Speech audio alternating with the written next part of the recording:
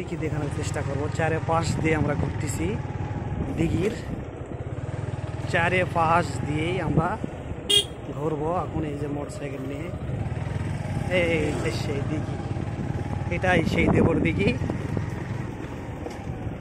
চারপাশ দিয়ে রাস্তা আছে ঘোরার মতো এখানে। এই যে আম বাগান, পার্শ্বে আম বাগান, দিঘির নিচেই আম বাগান।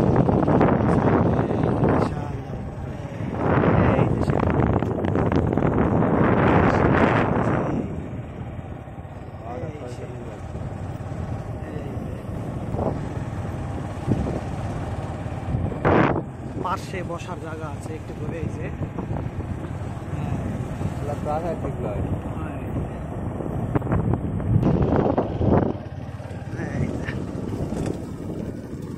দেবর দিকে রাস্তা।